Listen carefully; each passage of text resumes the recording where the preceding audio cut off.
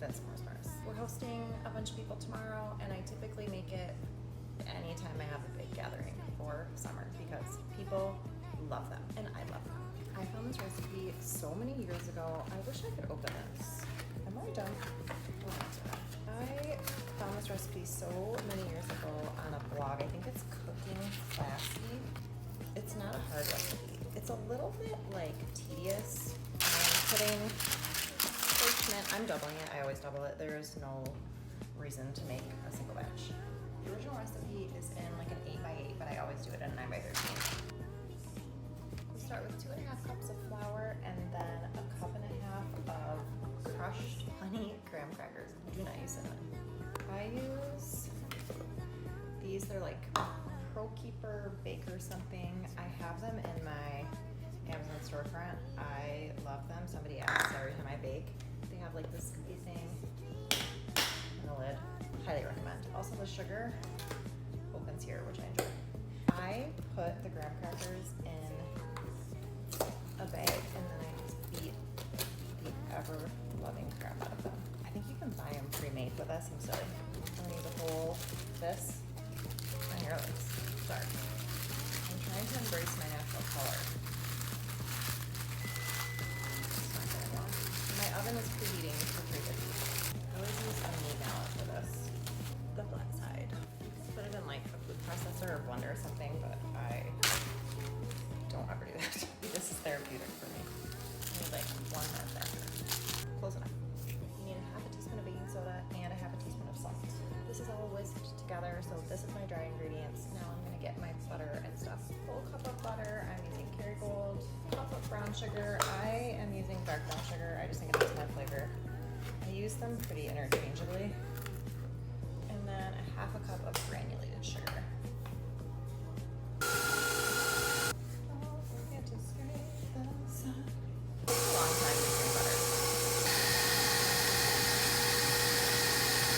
Eggs.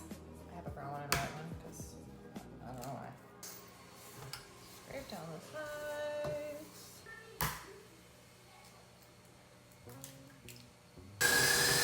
Vanilla. It calls for 2 teaspoons. And then dry ingredients. It's just like graham crackers. Buttery graham crackers. Okay, it looks like this. We're gonna divide it in half and press half of it into the bottom. So make sure you have clean hands. If you get your hands wet, it goes much more smoothly. It's mostly mushed in. I'm gonna smear it around as best I can with this to get it even. I believe very strongly that if you don't use Hershey bars, it does not taste like a s'more. If you hate Hershey bars, you can use something else. That's on you. I know it takes more than a whole package, but I can't remember exactly how many bars. You just press down.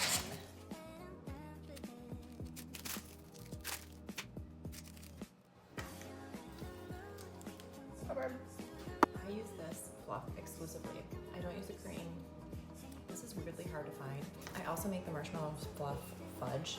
It's on the back of here, so I just bought a lot. This has to get smeared all over the top. I'm just gonna use the same thing. Because I'm doubling it, I'll use this whole container.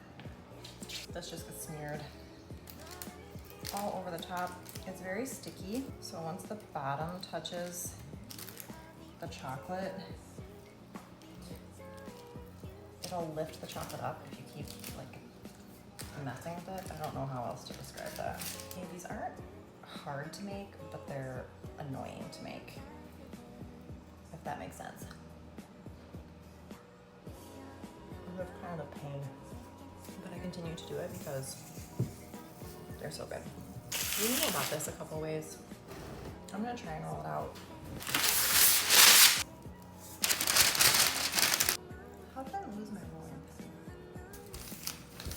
I basically want it flat enough so that I can like lay it like a puzzle on the top.